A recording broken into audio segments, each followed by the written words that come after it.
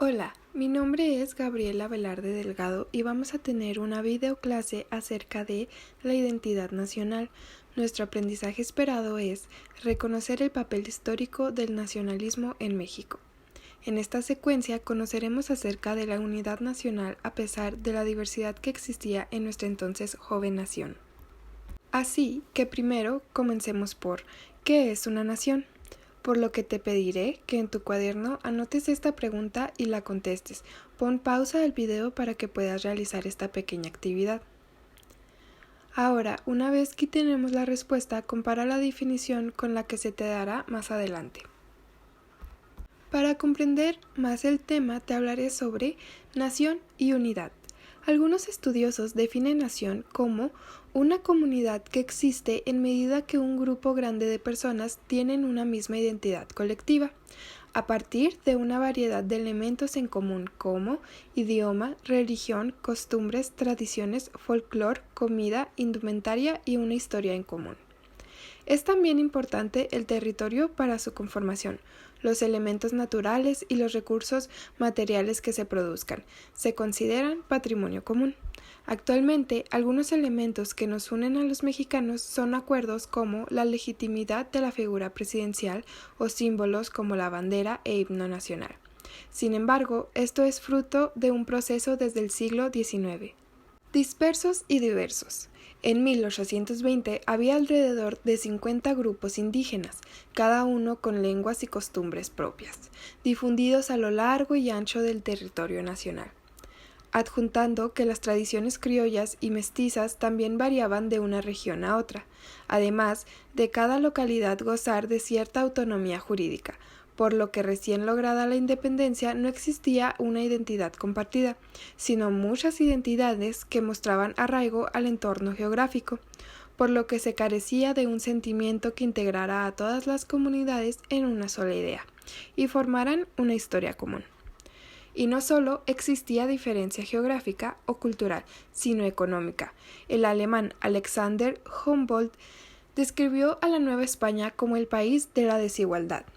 La desigualdad de pobladores debido a su etnia, ocupación, clase social, género, descartaba la existencia de un mexicano.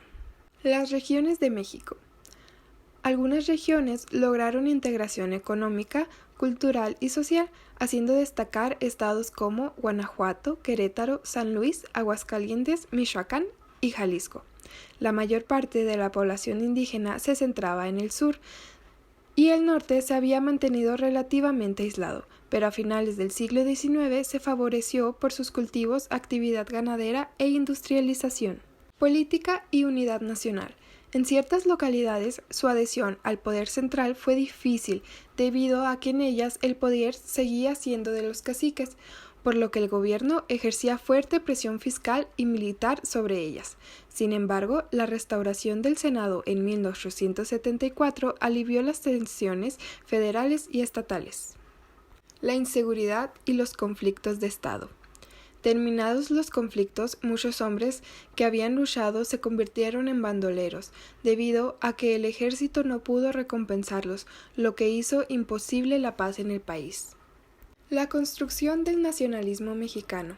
La identidad criolla tenía algunas características, como la admiración ante la belleza, riqueza y fertilidad del territorio novohispano, la exaltación del ingenio, la fortaleza y la valentía de los novohispanos, el desarrollo de devociones cristianas propias como el culto a la Virgen de Guadalupe, y el enaltecimiento del pasado mesoamericano y del heroísmo de la resistencia de los indígenas durante la conquista.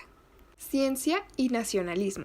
En los primeros años del periodo independiente surgieron en México asociaciones científicas dedicadas a impulsar la investigación y contribuir al progreso del país.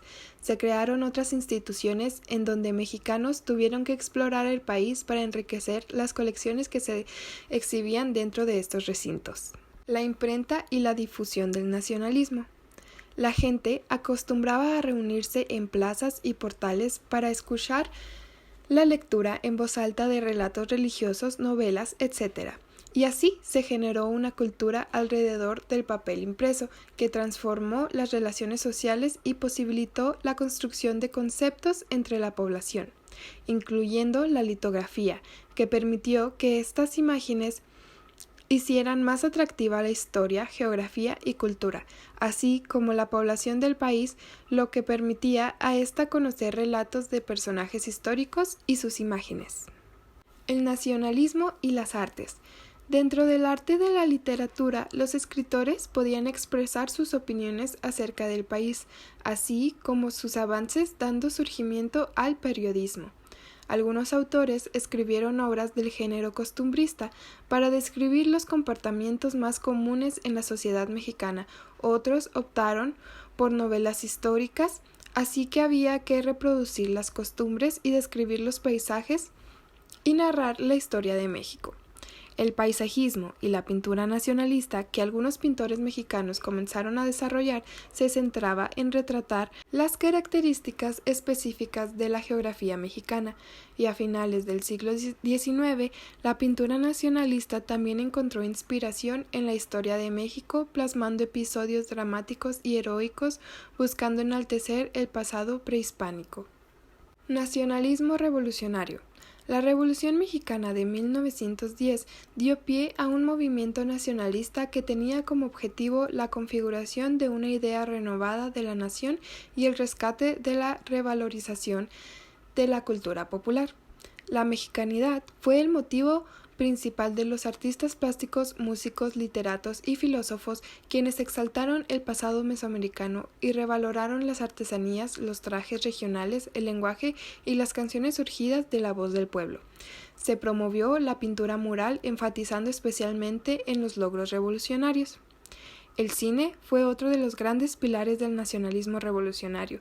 Durante los años 40 y 50 se desarrolló la llamada época de oro del cine mexicano. Nacionalismo hoy.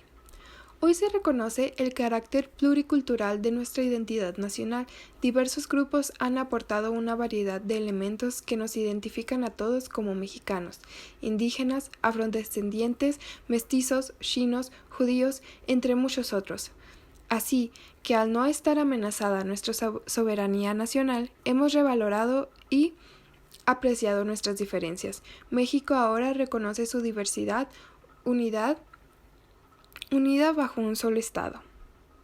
Ahora, por último, como actividad de tarea, en tu cuaderno realizarás un organizador gráfico tipo mapa mental, en el que plasmarás la información que se te dio durante la clase acerca del nacionalismo. En la diapositiva puedes observar un ejemplo de mapa mental. Gracias por su atención.